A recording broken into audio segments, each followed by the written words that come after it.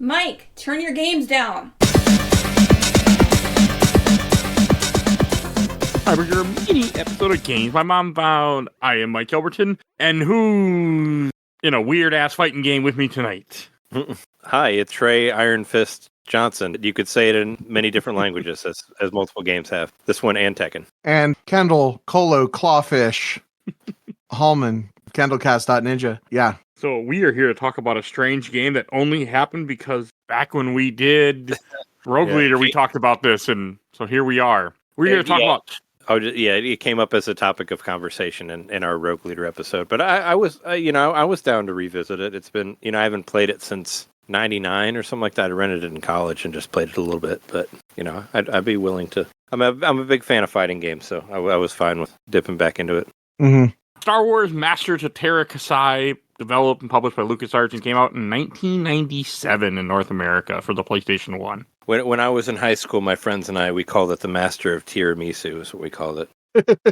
Just because, who knows Terrascasi? Apparently, it's French for Iron Hand or Iron Fist. Is what I heard online. Which Tekken is is Japanese for Iron Fist as well. Like it's So maybe it's a Gorman martial art. Well, the only it's all what Arden Lin is the Iron Fist character, right? She's the one. Yeah, and she's the main one. So original of this too. I don't think she has a lot of other lore. Has she appeared in the new stuff yet? I don't think so. I don't really follow her, or if they brought. I guess some of the stuff I watched, they said she might have, but I don't. Never really paid attention to her, so I don't know. I'll do a quick. Yeah, she does not have a canon Wikipedia entry. Okay. And she has a few paragraphs. If I can get past all the freaking pop-ups on Wikipedia, she's got a decent amount written about her. Let's see. How does the lady from Game of Thrones learn Terrascasi for the Han Solo movie? That's Dryden Voss, not Kira. It's not even her. Yeah. She says it though, right? Or she's the one who says no. She's mentioned in the Star Wars Old Republic in a Codex entry. Yeah, I'm not finding much. Yeah, she shows up. She's in Galaxy's TCG. Yeah, she's in lots of source books. Okay. Not seeing like narratives. Looks like maybe some stuff with No, it's what about Thok? What about Thok though? Is he's going to get its own Disney Plus series, right? I'm hoping.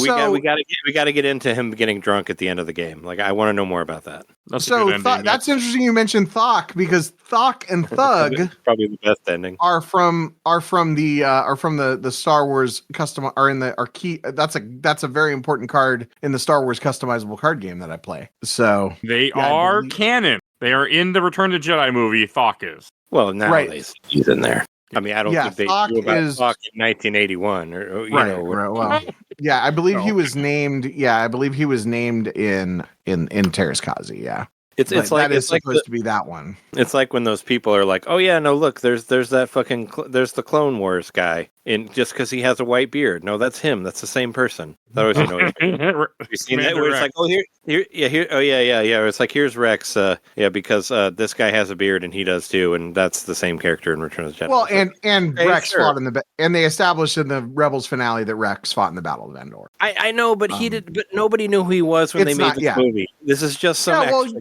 guy that sort of. But that's all of Star Wars. I'm just saying that's stretching a lot. It's like I'm just like nobody thought that. Yeah, and also so we'll say that's him. Also, that character, that character is like it has been addressed officially that is not the same character. So that's that's a thing. But but it's all Star Wars. It's all dumb. No, it's all great. That's what makes Star Wars great is the fact that Greedo has Greedo has a short story written about it that where he was turned into a drink to give to Jabba. The fact that I like that shot second. And that's its own that's its own whole thing. Yeah, I mean, and really worse every time. And Disney keeps messing with that scene by having him say McClunky. It's I love this stuff. It's great. It's great. And the fact that people get worked up about it because it's important is great too. Sure. I think it's a lot of fun. But you know what isn't great? Or is great? Let's talk about Masters of Terrascasi. Hey, we got to fill this episode somehow, so it's good that we have random rants about Star Wars before we get to this. Obviously, when we talked about Rogue Leader, Kendall, you brought it up didn't you say it was one of your favorite Star Wars games at the time? Yeah. I probably did. You would shelf it. You'd put it on the shelf there. Yes. And I was definitely, like I said, I was definitely interested in getting into it again because, like I said, I rented it when I was like 19. I played it very briefly. I thought it was fine. It didn't really stick with me, and it was the butt of the joke for a lot of things. But I bought it. I bought the actual complete in box. I bought it for $15 on eBay, like in the case with the manual and all that fun stuff. And I played it. I played the full on version of it for this show. Yeah, I have it. I don't have my PS2 hooked up right now or my PS1. The PS1, I think the door broke. You can play it on your PS3. I don't have a 3. I don't own a 3. I own a 1, a 2, a 4, and a 5, but no 3. No, you don't. So I did emulate it on the handheld, but I have played it. I have played it on original hardware in the past. Definitely. I didn't know it came out for Game Boy Advance. I know it's different. It's got more buttons, but yeah, that's the first thing I thought. I thought about making a joke. Me too. I was like, oh yeah, Game Boy Advance, Terrascasi, nice. I mean, look, the Anbernic, if anybody's it's probably like $300 now because of the Tera. Well, actually, no, Anbernic is not shipping from China anymore. But if you are thinking about getting one of these emulation handhelds, they're pretty great for you to play, games that you own and have backup copies with the ROMs. Yeah, of course. And honestly, like I say that half jokingly, but like the vast majority of the games, I do actually own a lot of games. Like most of the games that I play are games that I own. But anyway, no, I just wanted to say how much effort I put into the podcast. And I appreciate it. I'm glad it was only $15. I feel bad when people spend a lot of money on a game for this show, and I'm like, please don't do that, because I know a guy who bought Blood Will Tell physical for PS2, and that game is not cheap. Well, yeah, no, I'm not. You can never. When we get to like buying a Star Wars game is never wrong. I'm not going to spend like $300 on that. Oh, please don't.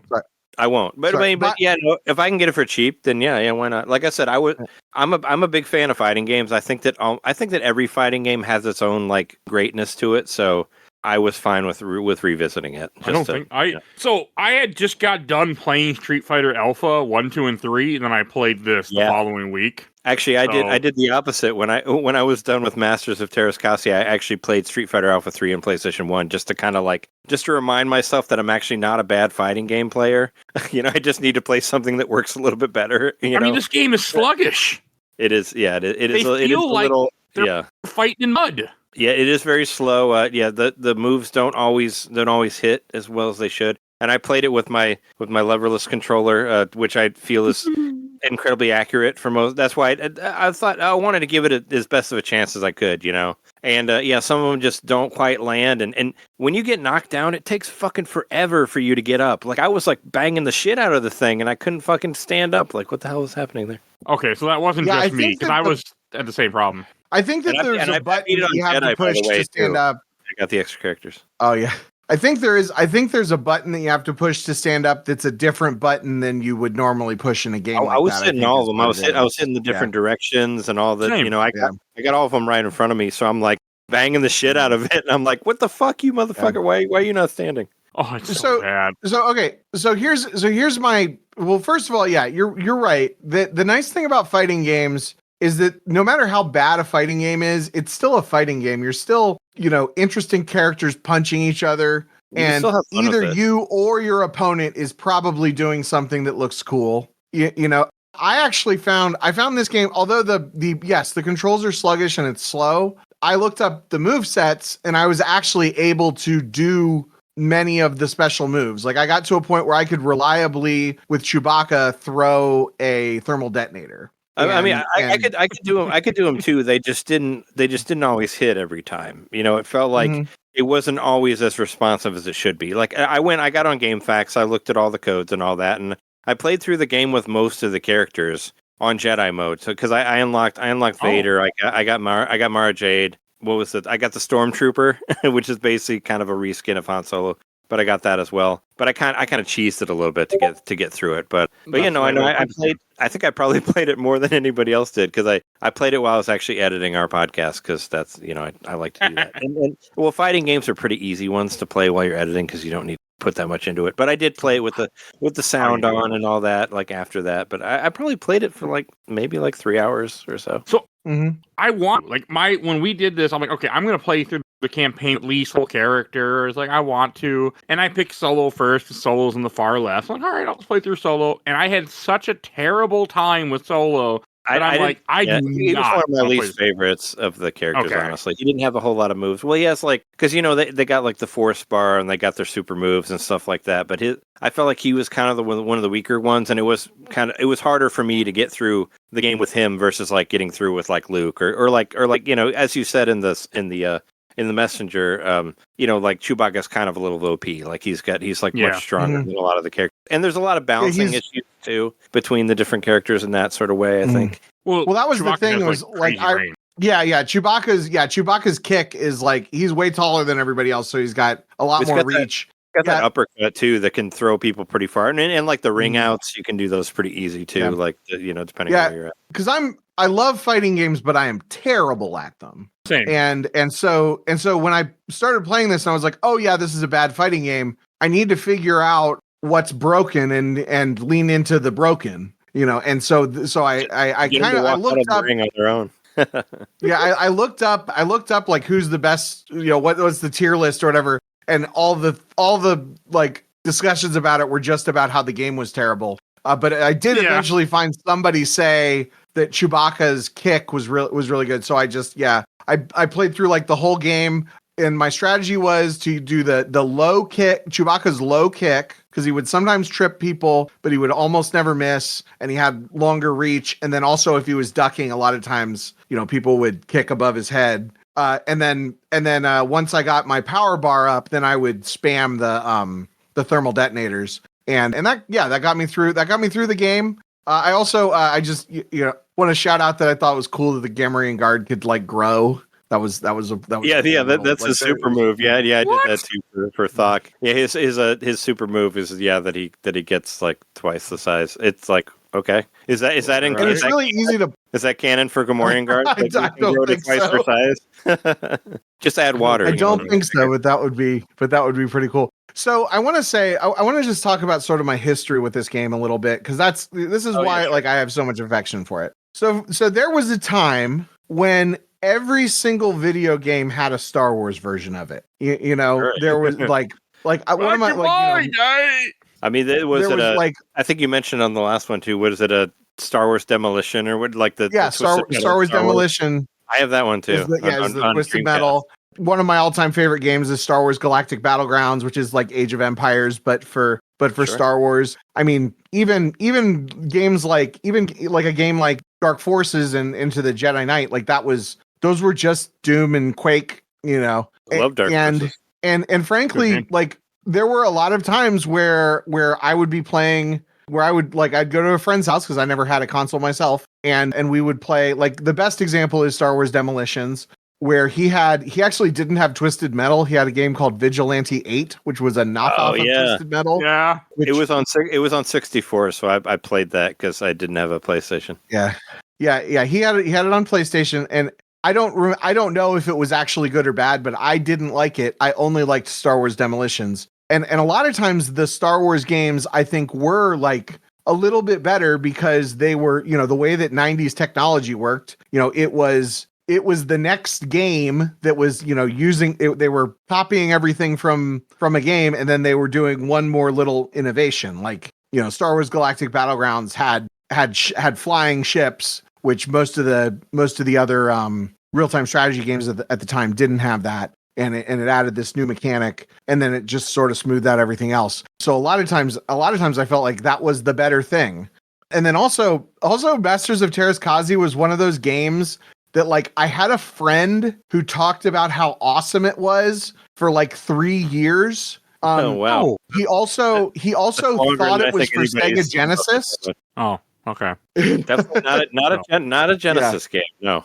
Maybe. I mean, well, it could have ran on Dreamcast, but it wasn't on there. Probably could have ran on Sega CD the way that it runs. But fucking shit. Maybe. But just the idea of being able to have a fighting game with Star Wars characters is cool. No, it's a great idea. Super cool. It's a great idea, and I mean, I would love for them to return to it. I mean, there's been little bits. I have Soul Calibur 4, where they had like Yoda and Darth Vader and what was it? The Force Unleashed dude was in there too. Yeah, I remember playing that, and even actually we did a podcast. I did a podcast with Mike here, Force Unleashed 2. Where the Wii one actually has like a fighting game in there, like a Smash Brothers type thing, which is actually pretty good. And then there was what was it? Episode 3, like kind of had a fighting game attached to that as well, which was pretty good. So I mean, which was inspired by this. They were trying to do it better. But from what I heard, I mean, I was like, doing some extra research on it. From what I heard, the developers of this, they had actually never made a 3D PlayStation 1 game before, and this was like their first foray into it, and they'd never made a fighting game before, so it's very much like nope. Uncharted territory. And it wasn't an arcade, so people didn't get to test it. You didn't get to do different versions of it as you would for like a Street Fighter game or a Tekken game or anything like that. So so they were just kind of just trying to be like, oh well, I saw this, so let's kind of try to imitate that sort of thing. If it wasn't so slow and sluggish, I would have probably liked it, because I don't mind like fighting games. I don't look up supers, I don't look up combos. I just press buttons and try to figure out on my own what works and what doesn't work. And like I played through Street Fighter Alpha games recently. I played through other fighters in this podcast, but like this it felt so ugly, and I wanted to like it because it's Star Wars, and I like Star Wars. Like I don't need it. I don't care if it's that good, as long as I can just play through it on easy and have a decent time. But I just I would lose and not even understand why. I think it looks all right. I mean, it's a PS1 game. I think it looks fine. I mean, for a PlayStation 1 game, I think it looks all right, actually, as far as like... The graphics were okay. I didn't have a problem with the graphics. I mean, you said it looked ugly, and I thought it looked okay. It did look ugly, but that didn't make me not like the game. It was the sluggish that made me not like it. It looks pretty good on a 3.5-inch screen.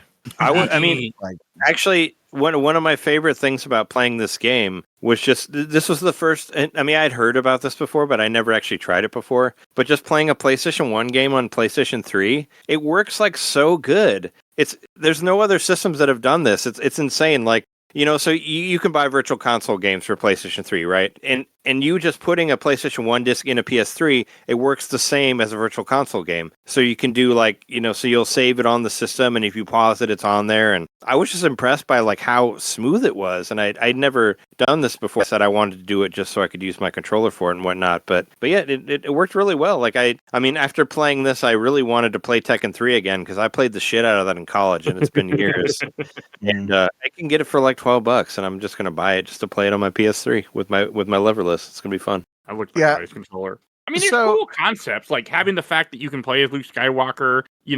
There were like, I just like Luke Skywalker. I mean, they're cool. There were little things that were interesting. Maybe I picked the wrong character, and that ruined it too for me. Well, yeah. I mean, I wanted to try to, I wanted to give the game as much chance as I could. Like my original plan is like, all right, I'm gonna beat the game with every character on hard. I didn't do that, but I did unlock most of the characters. I didn't get Johto cast because you have to do like the survival mode for 10. I couldn't get through that. But I did the team mode where I can get Mara Jade, and you just got to beat Luke on the hardest difficulty, or you have to beat it with Luke on the hardest difficulty for Darth Vader, and you have to beat it on the hardest difficulty with Han Solo for the Stormtrooper as well. So I want to at least get the ones that were kind of different, but not the ones that were different skins, just to like try out the different characters. But I mean, there's some interesting stuff in there. I think one of my main complaints about it is like, so we have two different move sets. Like we have the move set without the weapons and the weapon move set. I feel like that was a mistake already. Like we should just have one move set with the weapons out. Because why would you want to play as like Darth Vader or like Luke Skywalker without the lightsaber? You want to like kick somebody in the shins to death or whatever? They don't do that in their lightsaber battles. Like, come on.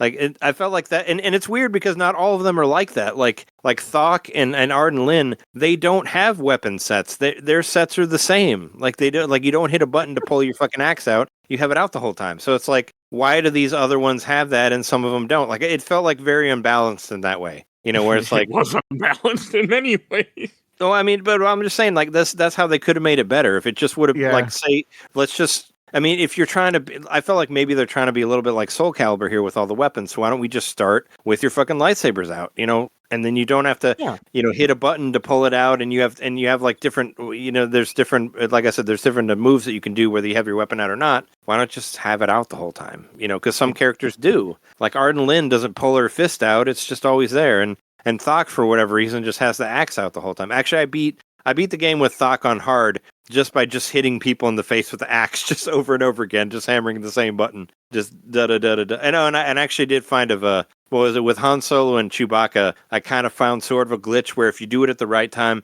you can hit them like right when they're standing up, and you can just keep knocking them down, and they won't be able to get at you. So, like I said, I kind of cheesed it a little bit. And also, I made it to where like I only have to win one round. I made it like 30 seconds, so I can just get a couple jabs in. And this is how I used to like get all the extra characters for Tekken 3 when I was in college, because you could do it real quick in that way. But I don't know. I had I had some fun with it, I guess. I mean, you got to play different characters, and that's actually you mentioned that, like, that's not all bad fighting games have that where you can adjust the. I mean, first of all, there is a difficulty setting. And also there is, you can mess with the rounds and stuff. Not all, the Ninja Turtles fighting games for the SNES don't necessarily have that. Fighters. Yeah, those are really hard too. Yeah, those are hard to get into too. Because that's like, honestly, it's a matter of what you're comparing it to.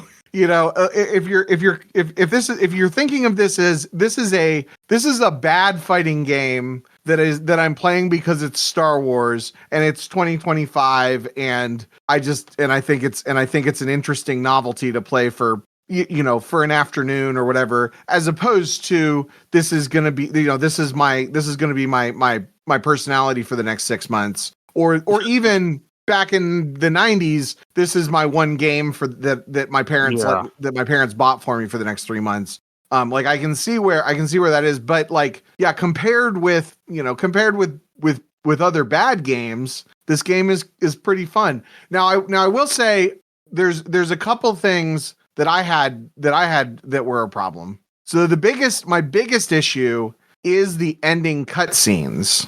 Oh yeah, they're like 2 seconds long. They're so quick. I mean, actually, that was something I wanted to get into. Well, I was like, oh yeah, I want to know the lore about the characters. There's no lore at all. I mean, I guess I brought out the main. Maybe there's something in the manual, but I mean, nothing in the game really explains. Right. That's my frustration. Is that, and I mean, so if you compare with Star Wars Demolitions, in Star Wars Demolitions, you also have like 4-second cutscenes at the end, but they are they are like little vignettes. Like if you lose as certain characters, then you end up. It shows you're a slave to the Hutts, or if you win, then you get so it shows that you soup up your ship, or you whatever. This is like it's just clips from the movies for the most part. And the Han so Solo, he just like clicks a button and goes to hyperspace, and that's it. Right. Yeah, Han Solo, he goes to hyperspace. And Darth Vader. Chewbacca, he lands on Kashyyyk. Yeah. I'm telling you, my favorite one was Thok, because he just has a drink and burps, and that's it. Right. He's just like, I'm drunk, I'm good. I'm like, yeah. All right. So demolitions, like all the ending scenes are kind of like that. They're like a celebration, or somebody, they have like, a little paragraph of lore about them, and it's them succeeding at their thing, or if you lose, then it's them failing at their thing. Save the demolition talk. We will talk about that at some point. Well, I know I'm not gonna go super in depth on it, but if you want to do a sequel, I have 2 copies of Demolition for Dreamcast. I don't know, people are just giving them to me, but I do have it already. If you want me to come back and talk about that, I have a version of it. I'll be able to play just fine. So, but I'm just saying, like, to play it. I guess put me through another Star Wars game to compare. Because it's a it's like what makes Masters of Terra's Kazi better than expected. What makes it worse than expected? I think you have to compare it to like another game that had the same, where you should have the same expectation you play it.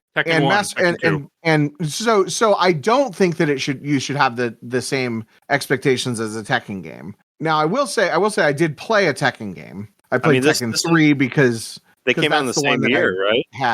Tekken 3 came out the same year as this. Tekken 3 came out the same year. Tekken 1, Tekken 2. Also, what was it? I put it on the TV back there, but Mortal Kombat 4, like same month as Terra's Kazi, which I played the shit out of that too. Right. But those are good games. Like, you're not going to compare.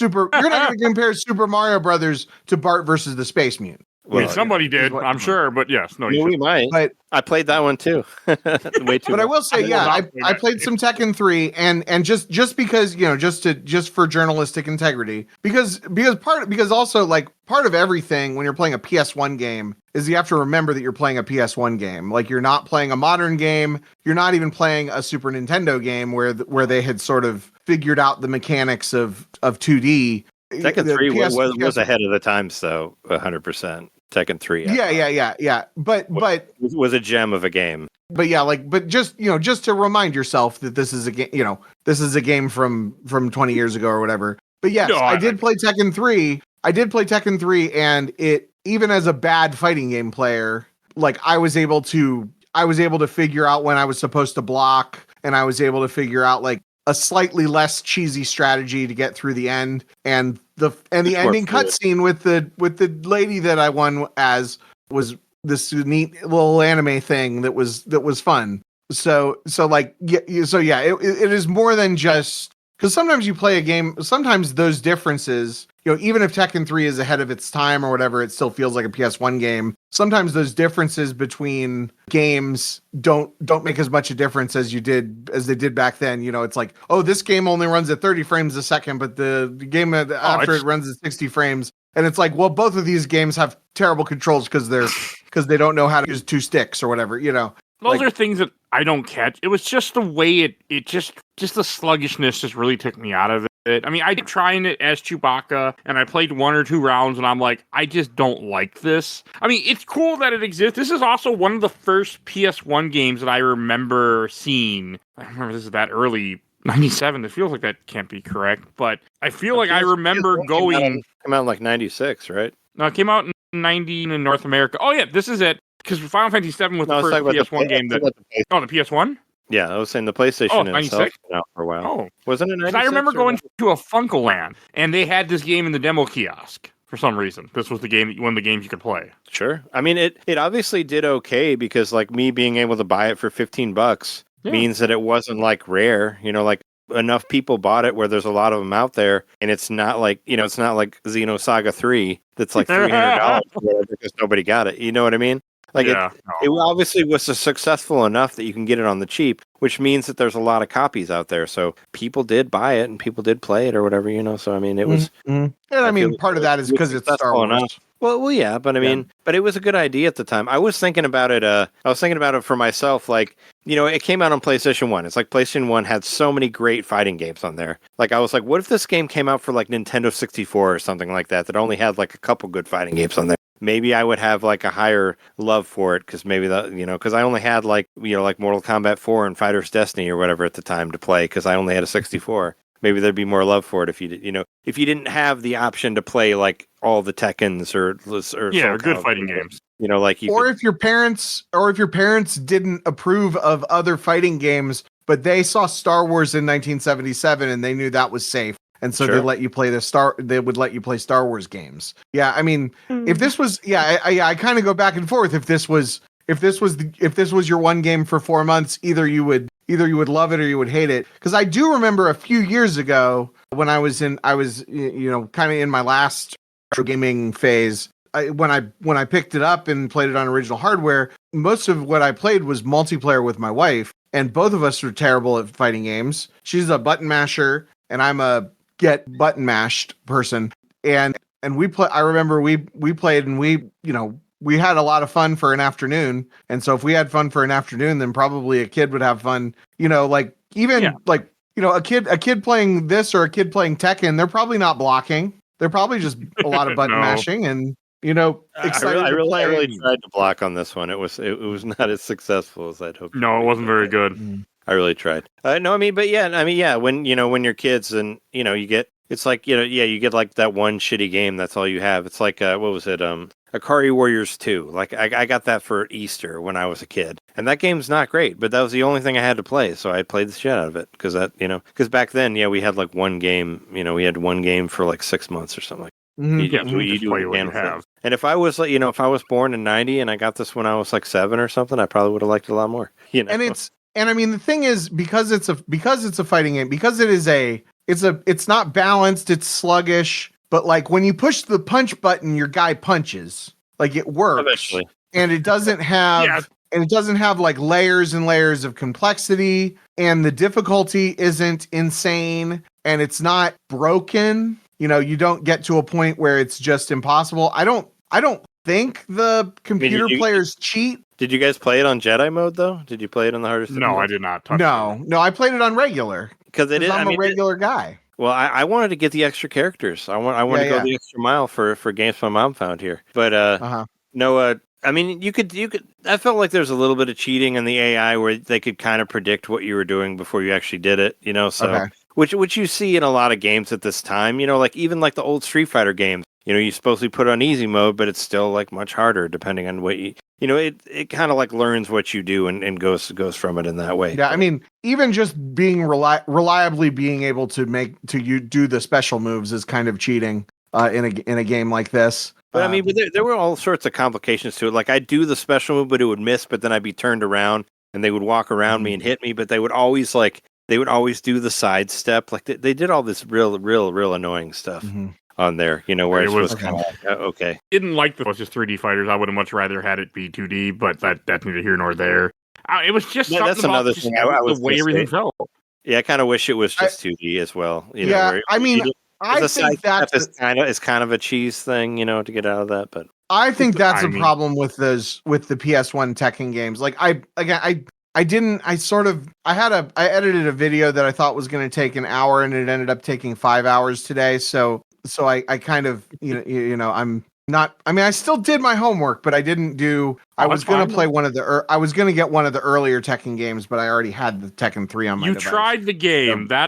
That's funny right there. But like I do remember, because I also reviewed this. This is the second podcast I've been on where I reviewed this game. I reviewed this game for a very, very short-lived podcast that I did about Star Wars video games many years ago called the Katarn Collection, which you can probably find that episode somewhere. But I did play Tekken 2 for that one, and I remember Tekken 2 feeling much closer to this, and specifically the it's 3D, but you're always facing each other, and you can't it's not like you're running around free movement. Like that awkwardness was definitely true in Tekken 2. I remember.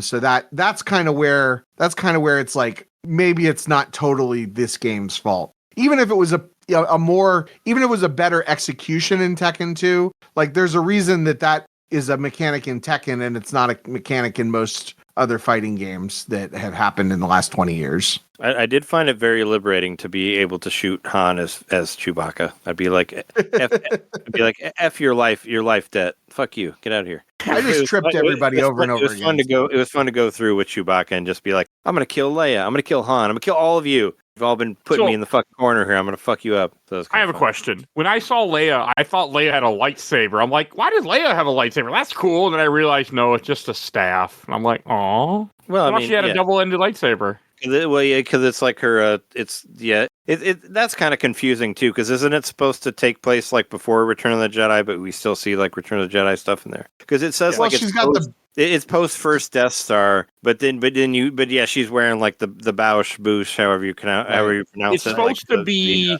after Empire, before Return. Yeah. Well, that can't be true because Han Solo's there. I know. Yeah, but I saw supposed to be saying that as well. He should be frozen. He should not be able to fight anybody. You know, but whatever. Yeah, it should be between A New Hope and Empire. But you're right. The Bausch, she gets the Bausch costume in Shadows of the Empire. Did this come out before or after Shadows of the Empire? I mean, that's the real question. This is after. Yeah, I mean, pretty sure. I'm going to look that up. But Shadows of the Empire was like 94, 95, right? Yeah, so this is after. No. I mean, but Shadows was a launch 64 title, so it would have been later than that. I mean, it would have been around the same time as because 64 and PlayStation kind of launched around the same time. I was talking about the book. The game came out in 96. Didn't the book and everything come out around the same time? It probably all came out in 96. I thought they all did. Yeah, First Media published in 1996. Yeah, Shadows. Yeah. Well, hopefully somebody got fired for that continuity error. And where the fuck is Dash Rendar at? I would have played a palette swap of Han Solo so I could play as Dash Rendar. I don't know why they went with like. And where's Shizor at? Let's put Prince Shizor in there. Come on. I would have been okay with that. I mean, I do like the idea of like the character that's on the box art. God, what the hell was her name? Arden Lynn. Yeah. Apparently, she's supposed to be like an immortal type character and has been alive for thousands of years or some bullshit. Like Highlander, like she's getting the quickening from everybody else. If this had actually never occurred to me. This should have been a Shadows of the Empire fighting game, like 100%. That would have been if this came out. I feel like if this came out like any other time in history, because it came out in 97, and yeah, Shadows of the Empire was 96. I mean, I guess it was November of 97, so they were this was in response to the special editions. So like you would do that, but like October, right? Or no, you're right. Yeah, I mean, it says November. Which special edition they were released in May, but still like you're in that, like 96 was all about Shadows of the Empire, and then 97 was about the special editions, and then 98, 99 were about the run up to the prequels. If you're, I assume I think that's the kind of how the marketing strategy would have worked. But I think that's it. But yeah, man, if this was I feel like if this was a Shadows of the Empire game, it would either have been like beloved or it would have been even more reviled. But like, I feel like that would have been an idea, unless they were trying to make Arden Lynn the next Dash Rendar. Probably, yeah. They were trying to just make her as a new character that would be referenced, but I mean, she kind of feels like, she has like her own. She has got her sonic boom in there. She does like the same move, like the charge. You got the charge back forward, like the same, like the guile move in there. That's how she shoots the shit out of her hand or whatever. If you play, they were trying to make again. These are people who never made a fighter, like you said. It was just they had a concept of an idea, and they went, "Hey, how hard can this be?" Actually, I saw this on a couple things too when I was watching it the other night. Apparently, they were going to partner with Capcom at one point. Did you guys see that? That there was going to be like a Capcom Star Wars game, which I mean, imagine that world. So I guess it didn't work out, but Star Gladiator is the Capcom game that ended up happening around the same time as this. And actually, the Capcom Fighting Collection 2, which is coming out in a couple weeks on Switch, has Star Gladiator 2 on there. But yeah, it's all like, they look, they got lightsabers and all that. And was it Hayato or whatever? He was in Tatsunoko versus Capcom on Wii. You've seen him around. So, I mean, I'm kind of interested to play that just from hearing about that possibly being what might have been this game. And if they had Capcom behind it, like, that would have been a whole different fucking world. Like, this would have been like a game, a stellar-ass fighting game if we had Capcom. Because I don't need much. I just need it to well. That's all. Yeah, I mean, but Capcom. It would have been solid as fuck. Yeah, I mean, what it comes down to is like I feel like in 2025 this game is worth. I mean, honestly, it's worth $15. I think if you buy it for $15, you won't regret it. I'm not mad about it. I was happy to have it. If you want to rent it from your friend for $15 or some other way of or for less than $15, if there are some other way that you have of playing games where you don't have to spend the money, this is a I mean, I think it's historically significant, if only because of how much people talk about how bad it was, and it's from an interesting time in Star Wars history when we had just a glut of Star Wars games, and we kind of don't now. Although we have some. We're getting back to them, and honestly, like, I think we're kind of going back into all about re-releasing them. Yeah, I mean, I wouldn't be upset if this got re-released somehow. I wouldn't bother. I'd be surprised. I mean, they re-released fucking Jedi Power Battles. Like, what? Yeah. I mean, how worse can you get than that? I need to play that one day. Jedi Power Battles. See, that's one that I need to. I played it after I played this game, and I actually like Tera's Kasi better than that game. That game is. Controls are garbage. I got it for free somehow. Well, they actually offered it for free on Switch, the Nintendo Switch Online game trial. Like, it's free right now for May the 4th and all that. So I tried it out just to see if it's still as bad as I remember it being. But yeah, the controls are clunky as fuck on that game. Like, it's just I played a lot. I played a lot of that game back in the day, but that's one of those games that I sort of talked about it a little bit in the Rogue Leader episode, where like the sort of late PlayStation to early PlayStation 2 era was where I kind of stopped playing all video games because I was bad at them, and they were hard and they were bad. Like there were a lot of bad games from that era when you kind of didn't realize that video games could be bad. And so then I would play a game and I would die a bunch and I would think that I was just not good enough. I would think that I was the problem. And so because I was the problem with those games that I played, then I just kind of stopped playing games altogether. And then like when I revisited them as an adult, I was like, oh, this game's not good.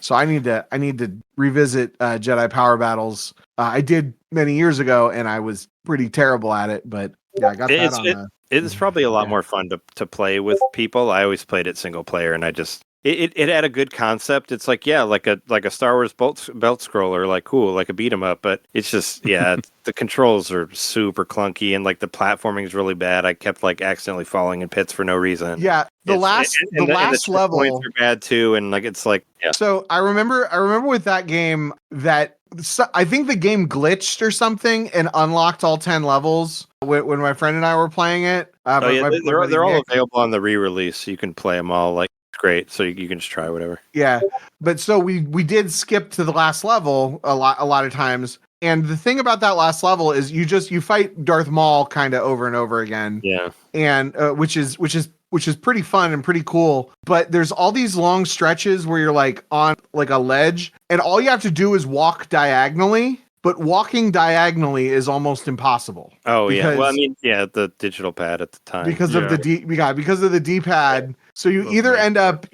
just hoping that you're pushing the buttons right, or you end up like taking like little zigzag steps the whole way. I just that's the thing I remember about it. Yeah, it always felt like super clunky to me. On what you were saying earlier about like feeling like you're bad at a game, but you don't know like what it is. This is actually a thing that I thought of last night when I was like, when I woke up at like 4 a.m. and I couldn't go back to sleep. And this is what I was thinking about.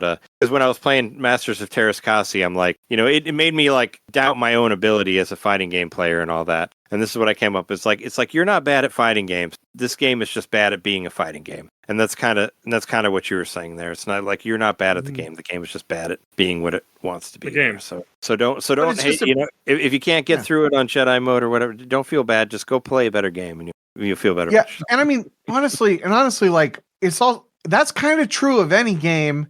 I'm on the Reddit. My Reddit algorithm keeps pushing me stuff with Jedi Survivor, which I think is probably like. If I was an objective observer, I would say that Jedi Survivor is the best Star Wars game that I've ever played. That's probably a fair thing to say. Is that the second one or the first one? It's the second one. It was two of them, right? Yeah. I played a little bit of the first one, but I thought it was all right from what I played of it. Yeah, because the first one actually was kind of like a modern day Masters of Terrascasi in the sense that it was a very straight ahead, like modern of the 3D platformer or whatever, like that genre. It was one of those, like an Assassin's Creed or whatever. Kind of the Star Wars Dark Souls is what it's like. Yeah, sort of. Yeah, it had some. It was like Dark Souls meets Assassin's Creed meets Tomb Raider, whatever.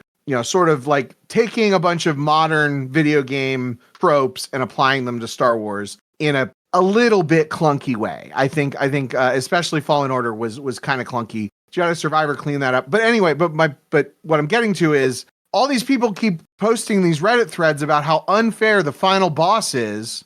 And it's because there's 5 difficulty levels and they're playing on the hardest difficulty level. And it's like the game is not balanced for that. Like that's why Dark Souls doesn't have difficulty levels, because they balance the game for that super hard level. But if you're going to have 5 different difficulty levels, not all those levels are necessarily going to be balanced, especially. So it's like, just dial it back to Jedi, just be a Jedi Master instead of a Grandmaster, and nobody's gonna like think less of you because you dialed it down a level of difficulty. Just don't tell anybody. I do want to say that this boss, tell your friends. You also don't have to tell anybody. You're right. Exactly. Yeah, was a little annoying. I do feel that Vader was annoying to fight. He felt a little cheesy. I think I got Vader on the first try. You just have to trip him with Chewbacca over and over again. Oh, I had Han Solo and I had to like frickin' save state and like. You're talking about this game. Yeah. I mean, if you get lucky enough. If you get lucky enough, he'll just watch out. He'll just walk off the. He'll like ring out on his own. So, you can kind of trick him into doing that. I mean, if you get towards the end, as a cheesy bad fighting game player, I mean, the only reason that I was able to beat Tekken, because I played all the way through Tekken. I played all the way through Tekken 3's arcade mode just to see, because I was like, well, I was able to beat the arcade mode in Masters of Terra's Kazi. Am I also able to beat the arcade mode in Tekken 3? Because when I first started playing Tekken 3, I could not even beat the first guy. I wish you could do the throws as easy as you could in Tekken 3. That was always my secret. It was just pressing just pressing square and X, and you could throw with every character. That's all you need to know. But that's not in. But how I play a lot of these fighting like sort of PvE fighting games is basically I have to get the first hit in. And then if I get the first hit in, then like while they're recovering, I can usually, find that opening to get, to keep the momentum going until I knock him out. And that was the technique that I had to use to beat Vader. And that's the technique that I had to use to beat the true ogre in Tekken 3. Well, in Terra's Kazi, it has the moves you can attack people while they're on the ground too. I don't know if that's Tekken 3 or not, where you can do like the down stab, sort of thing, like Zelda 2. Chewbacca does a stomp. Every character has that where you can attack them on the ground, which is because it takes forever to get up and to actually dodge that. That can be like a way for you to kind of cheat the system. Right. So when I got to Vader, I don't think Vader did like hardly anything on me. Like I just tripped him and kicked him and tripped him and kicked him until he died. I think I beat him. And then when he fell off, he was like, "No!" Yeah, there was.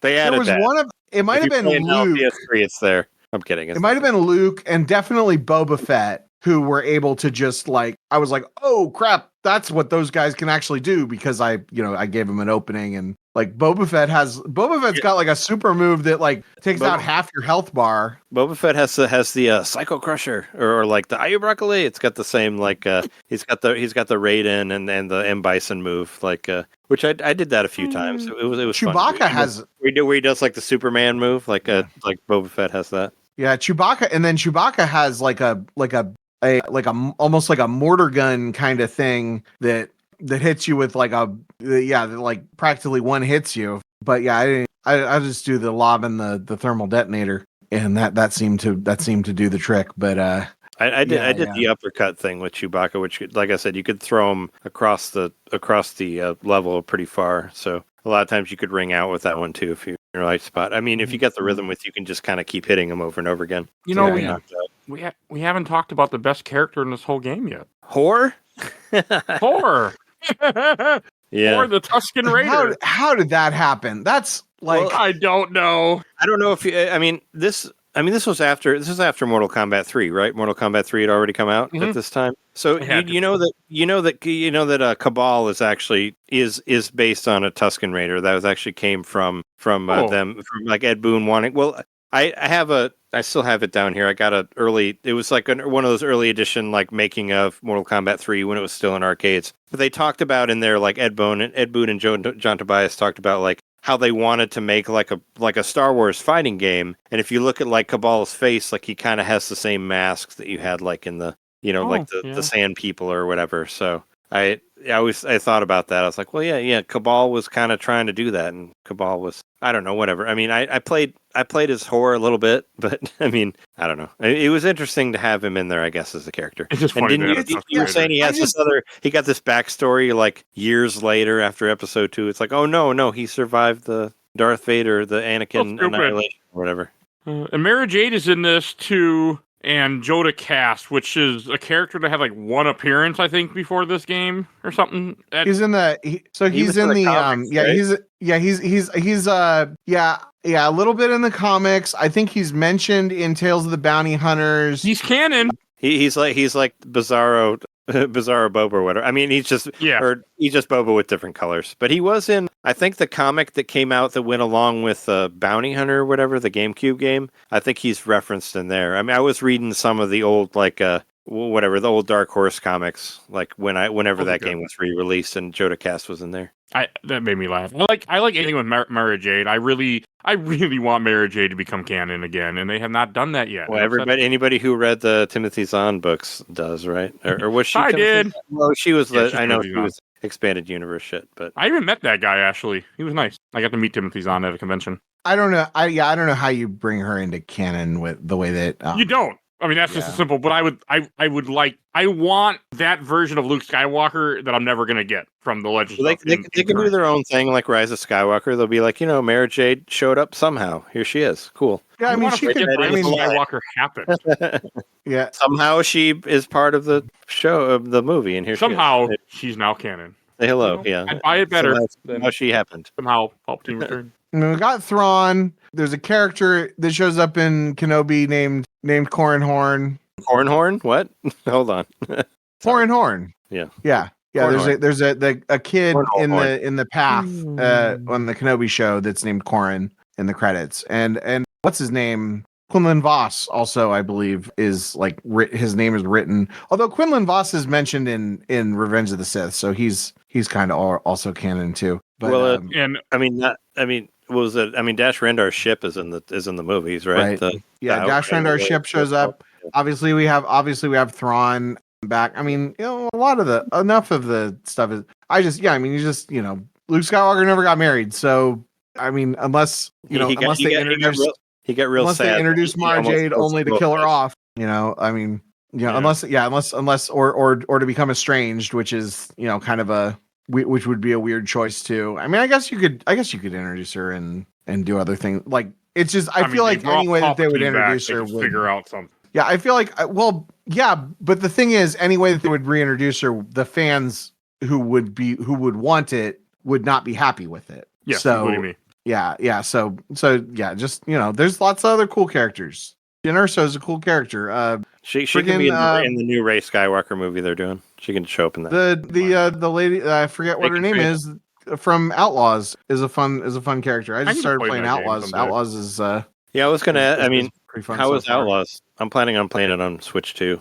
I've only put about like 3 or 4 hours into it, and I would say it is the first time that it's the first Star Wars game that I feel like that feels like an open world game. Like Jedi Survivor technically is an open world game with side quests and everything, but it felt very linear. This feels way less linear. The stealth mechanics are kind of fun. Yeah, the visuals are like it's definitely the prettiest Star Wars game I've ever played. And yeah, I'm looking forward to playing more with it. But it's just like fun little stuff. The speeder bike mechanics are fun, it's just like, and it doesn't need to be. It also what I want is more Masters of Terras. Like I want it to be a Masters of Terras in the sense that it's like, well, let's put a Star Wars skin on a modern video game, and it doesn't have to be the best modern video game. It just needs to be one of them.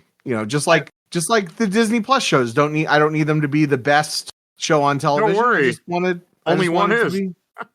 Well, I would like to see like a new Star Wars game like this. I would like to see a good, solid Star Wars fighting game. It's when you were talking about it like being like a Shadows of the Empire game, I thought it'd be interesting if it came out in like 99, like around episode 1, and we had all the different Jedis in there. That could be fun too. That would have been cool. Well, or whoever the fuck in there. The thing is, but you could have fun with that, with the Force power. The thing that we want is we want to be able to have Darth Vader fight Darth Maul, or you want to be able to cross over the characters, and so now now you could make a fighting game, where like Kanan Jarrus fights Kylo Ren. You could have you could have Avar Kriss fighting Rey or something. Like there's so many characters now. Yeah, you could do a lot more with it if we return to it in a better way. Yeah, I mean, I would just, give it, let Ed Boon do it. Like I said before, he really wanted to do a Star Wars fighting game. I mean, they did their DC stuff with Injustice. Like, throw it to NetherRealm Studios. Let us rip Kylo Ren's head off, please. I would love to do that. Let me pull his fucking ferret face off and just stamp on it, and let the blood go everywhere, and I will enjoy it. And add J.J. Abrams in there too, so I can kill him as well. Sorry, it went too far. He fucked up. I mean, he came in like, here's a great idea for a first movie. Doesn't this just the first movie we saw before? Don't worry about it. Here you go. Well, it's like, doesn't this also really suck? Oh yeah, no, don't think about it. It's fine. It's all dumb. Well, it's like, oh, I already destroyed Star Trek. I should come here and destroy Star Wars too. So it's what I'm all about. It'll be fun. You're gonna love it for whatever reason. At least it taught me to not care about Star Wars anymore. That's the best thing I learned from Force Awakens. But anyway, Terrascasi, do we have anything else to say about this? I think I've said all of my notes. I wish you would have got some comments on here because you probably would have got some fun ones. Because I kind of would. This is one of the few minis where I wish there is I would. A lot of hate. There's a lot of hate for this one out there. Well deserved hate. I mean, it's just a fun afternoon. I think it's very like a lot of bad games are so bad that you can't do. Like, I would recommend playing this over Super Star Wars. Super Star Wars. It's unless you are really good at 2D platformers. If you're bad at video games, like Super Star Wars would probably be fun if it was more than just the first level. But I streamed Super Star Wars. Me too. Not and granted, I was on original hardware, so I couldn't do save states or rewinds or whatever. I streamed it for like a good hour, and I never beat the first level. I beat all three of them. I beat all three of them in 3 hours streamed on Twitch. Well, on original hardware. Again, you're good at video games. That's not the people I'm talking to. I just played the shit out of that one. I understand they're difficult, but I love them to death. They're but that's what I'm saying. Like that's what I'm saying though. Like this is even Mike, who couldn't stand this game at all, was able to beat the arcade mode. I cheat. Like let's not forget that I cheated. I use save states. Well, yeah, but that's what I mean is like, but that's what I'm saying. Like, just play. You can play it however you need to play it, but like there are, and I say I recommend it over Super Star Wars, which is a game that is like renowned. It's definitely. And I said I recommend this over Jedi Power Battles. So yeah. Jedi Power Battles probably I had a lot more fun with this game than Jedi Power Battles, that's for sure. And I recommend Jedi Power Battles over Star Wars Episode 1: The Phantom Menace. I never, or some of the I've tried to play, great. Or like some of the handheld versions, like the handheld, the 3DS or the DS version, the DS version of the Force Unleashed. That's really rough. You have to use the stylus to do different shapes to do force powers. I mean, the Wii version of the Force Unleashed was better than the PlayStation 3 version of both of them. The Wii version is fun. I was saying was better than the higher graphical. Right. Yeah, it's missing some levels, but it's fun. But I mean, there's more you can do. Like Mike and we talked about that for the Force. It's probably better than Yoda Stories. Yeah, that game's.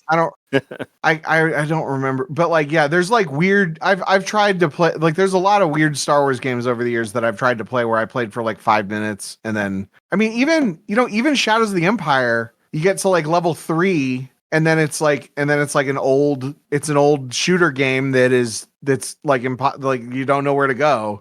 And it just becomes super tedious. That's because we had to learn. I mean, there's that really long-ass level, but I mean, when we had no internet and we had no. I'm not games. That's so what we did.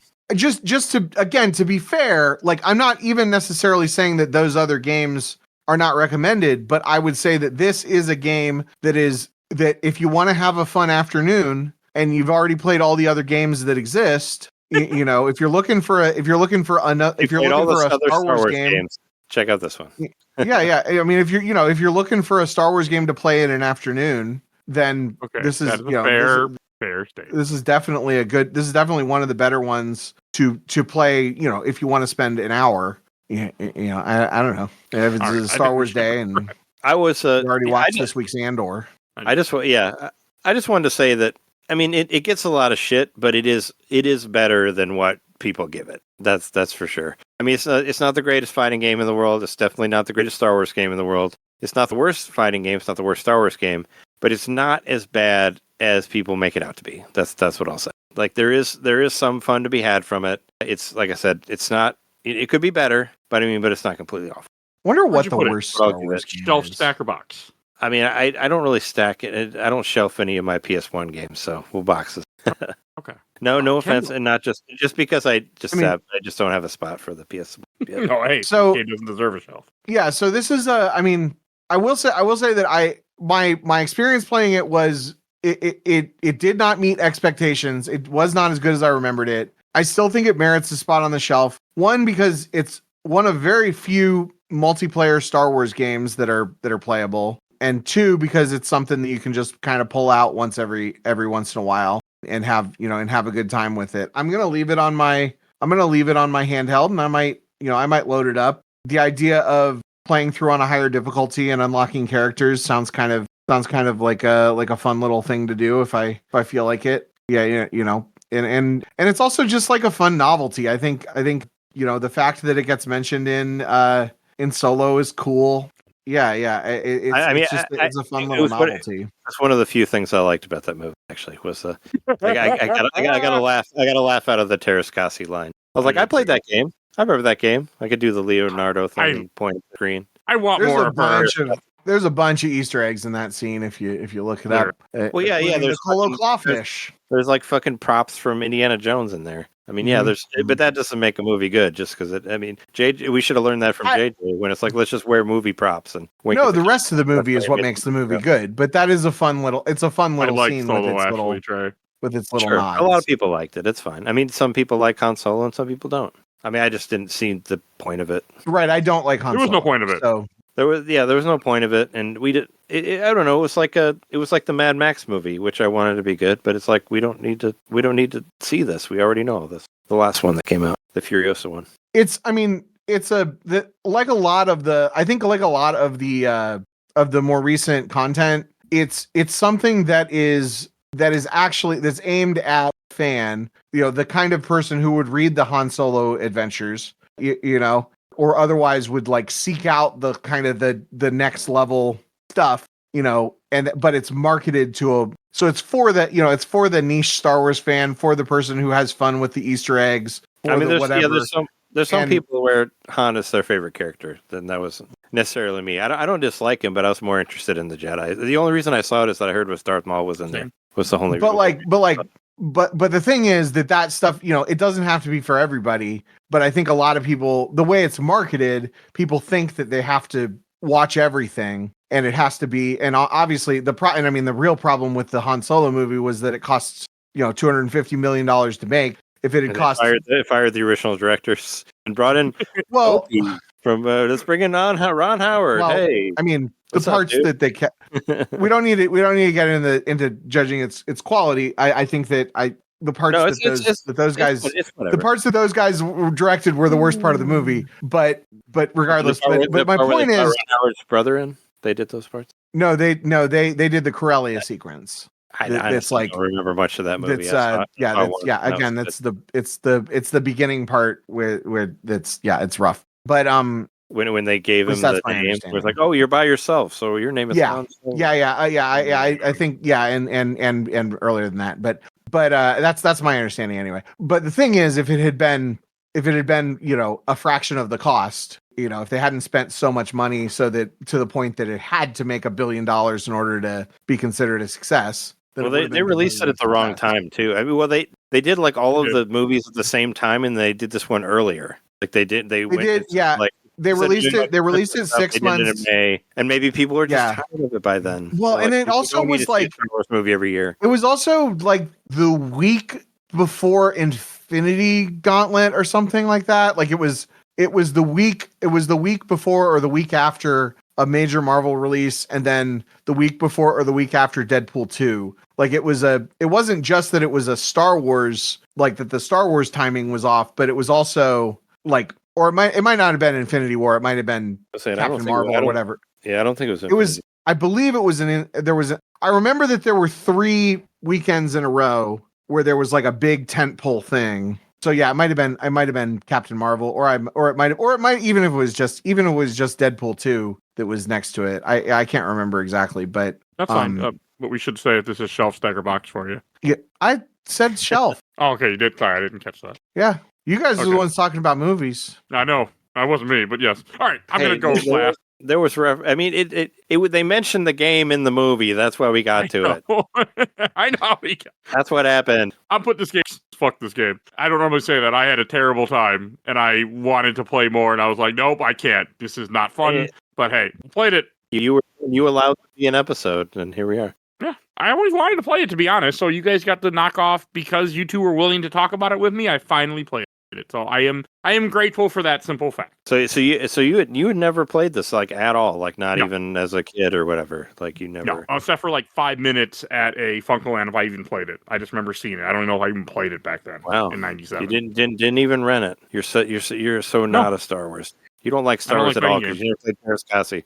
I'm kidding. Yeah, nope, didn't like it at all. It was Infinity War did come out the same year, so yeah, they probably had some time with that. I mean, that's it was stupid. all 20. Disney owns both. Okay, Infinity War came out a month before. Yeah, no, I'm saying they came out. Still fucking they came out the same year, so it was pretty close. That's fucking yourself. Like, you're the same company. Like, hold it back. Oh, Disney. But that was before the end of the world, so we didn't know that movie theaters would make tons of money. All right, let's go to plugs. Trey, where can people find you at? Hi, I have a podcast called Nintendo Main Podcast. You can find it all over the place on YouTube. We have youtube.com/Nintendo Main Podcast. We have twitch.tv/Nintendo Main Podcast, patreon.com/Nintendo Main Podcast. You can hear bonus episodes and all sorts of other things on there. We don't talk about Star Wars enough on there, but we do. We've been talking a lot about Switch too, because that's coming out in less than almost a month, right? Like a couple days away in a month, June 5th. We 2/3 of us have Switch 2s reserved, so it's gonna be exciting. So 2 days after or before this comes out, or 2 days after this comes out, because I'm releasing this in early June. Oh, so. You're not jumping on May the 4th for this one? No. I mean, yeah, you'd have to edit it like tonight. Yeah, I could pull that off. And this episode needs a lot of editing. No, leave it as is.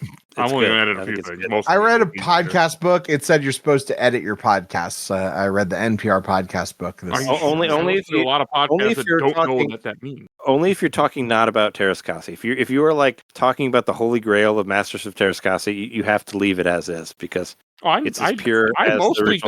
I keep podcasts pretty close. Like whenever we record, like I don't cut out stuff. I just cut out ums and stuff that. I don't cut out most things. I listened to the Xenogears episode, and I guess my internet connection wasn't great because I sounded really. I'm like, oh, this thing. Yeah, no, you kept all of me on there. So I don't cut out people. I'm like, if someone's giving their time to me to be on the show, I make it work. I'll amplify it. I'll mess with it. I will make it work. That's like I mostly just cut myself out of my own podcast. It's I only cut people out when they make better arguments than me when we're arguing about something. I used to cut my own stuff out when I got drunk on the podcast, but I don't drink anymore, so that's a good thing.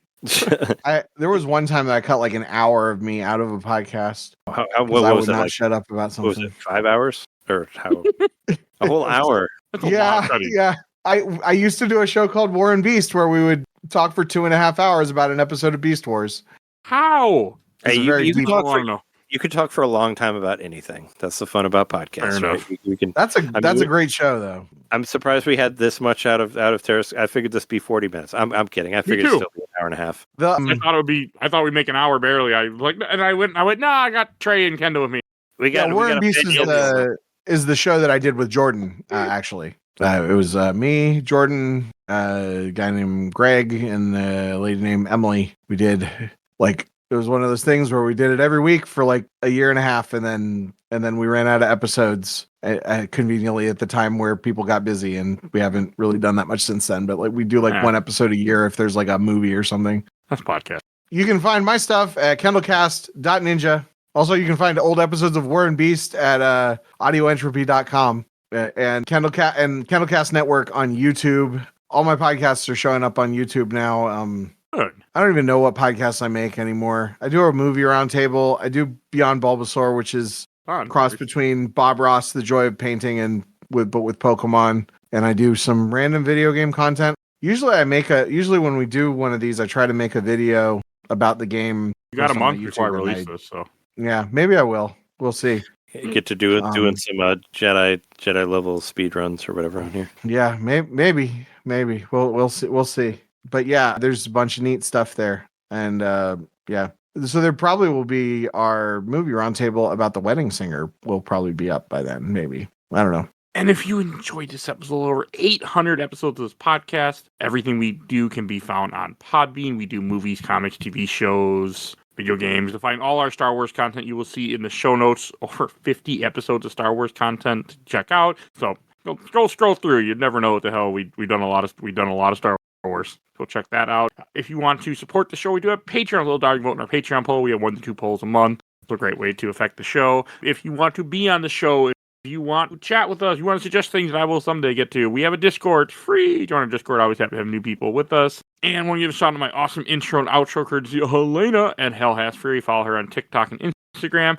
And check out A Gamer Looks at 40 with Bill. And check out absolutely the best podcasts. They talk MCU movies and MCU adjacent movies. I think that's everything I need to say. Oh yeah, rate and reviews wherever you get your podcast. I think that's everything I need to say. We will see you guys next time. Bye, everybody.